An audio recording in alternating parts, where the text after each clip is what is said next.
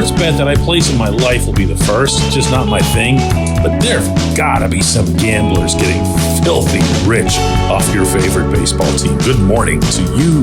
Good Thursday morning and happy Paul Skeens Day. I'm Dejan Kovacevic of DK Pittsburgh Sports, and this is Daily Shot of Pirates coming to you from Milwaukee.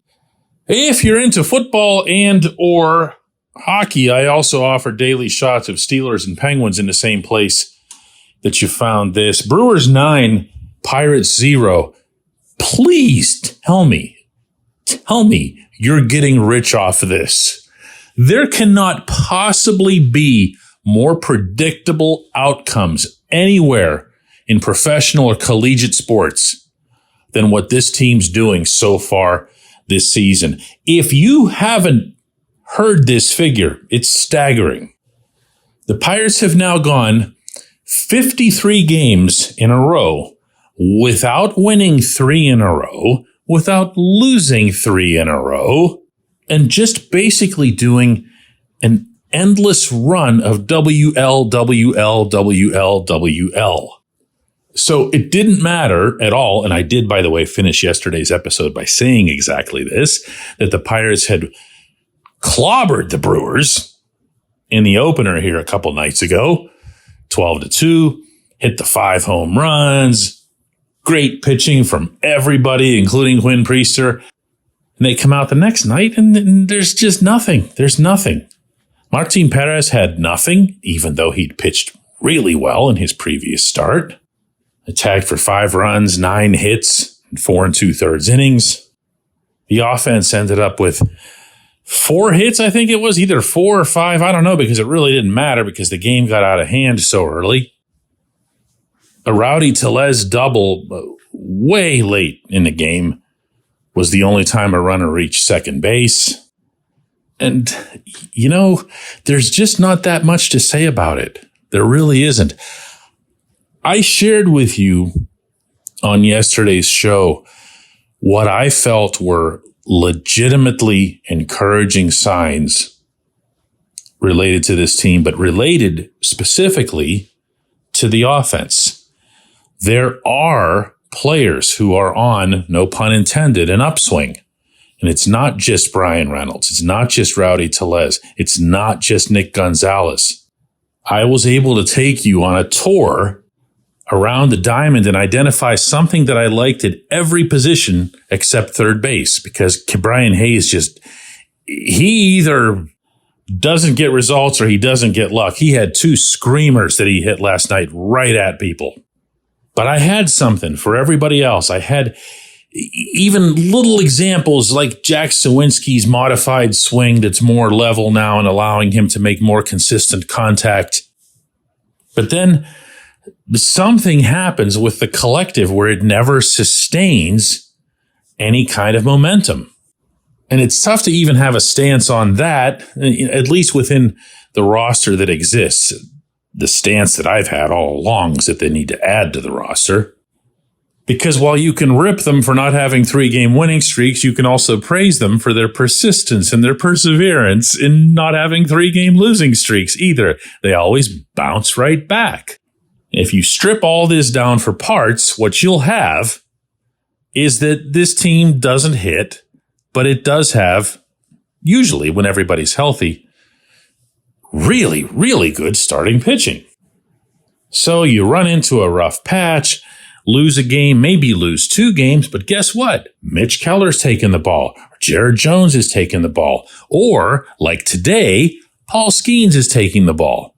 And when the Pirates leave American Family Field here today, there's a really good chance that they'll feel very good about themselves heading down I-94 to Chicago to face the White Sox this weekend, because they will have taken 2 of 3 from the first place Brewers, and yay team, and that's what you need to keep doing. No, it's actually not.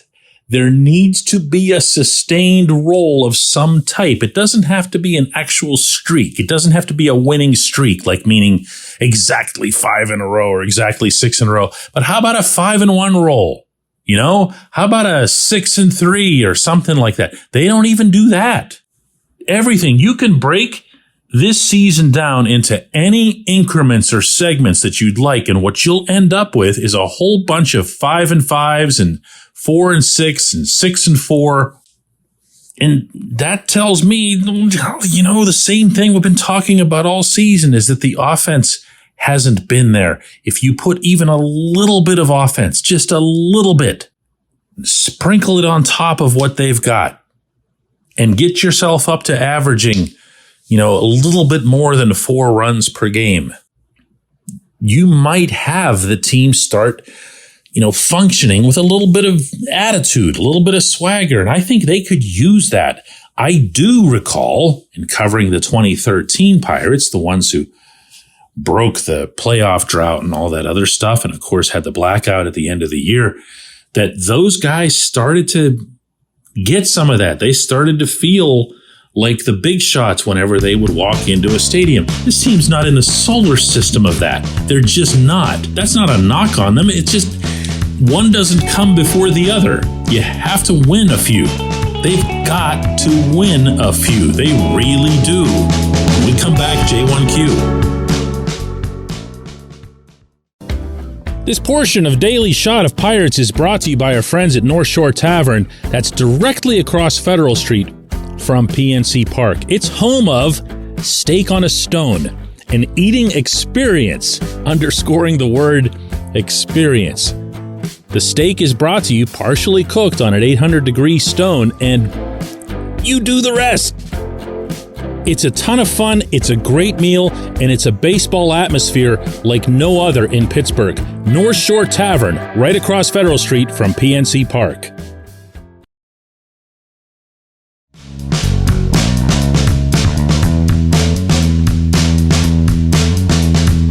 Today's J1Q comes from Peter, who asks, and it's related to the opening subject as well. I'm not sure it's possible, DK, but can you explain how they hit like crazy one night and then not at all the next? How are they so unable to build on a good game?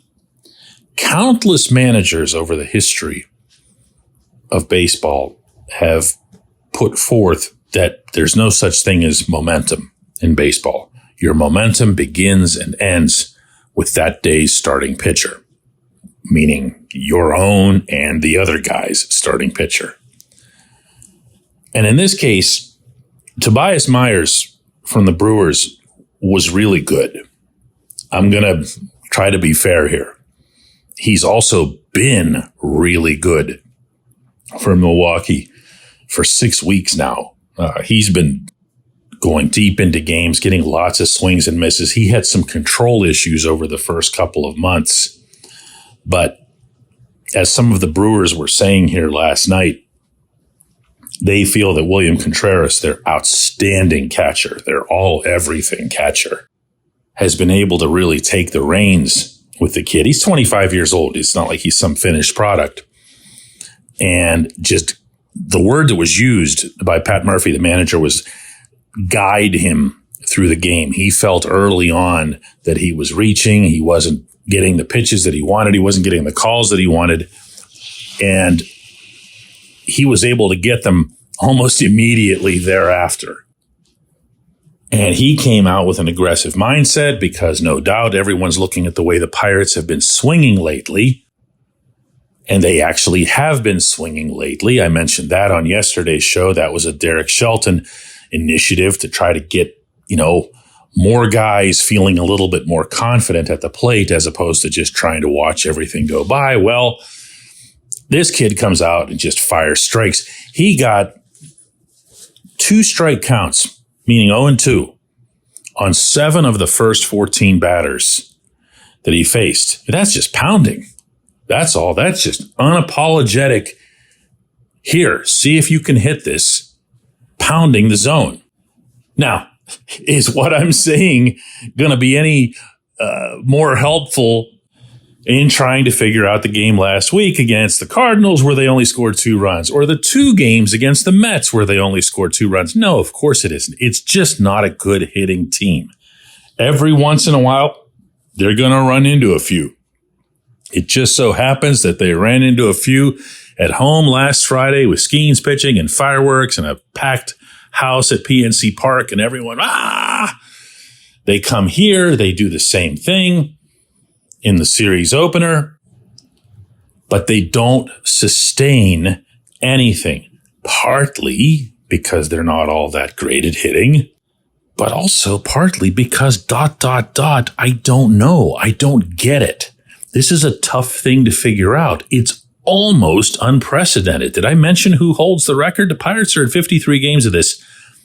The team that holds the record for this, 55 games in a row without winning 3 in a row or losing 3 in a row, was the 1922 Boston Braves.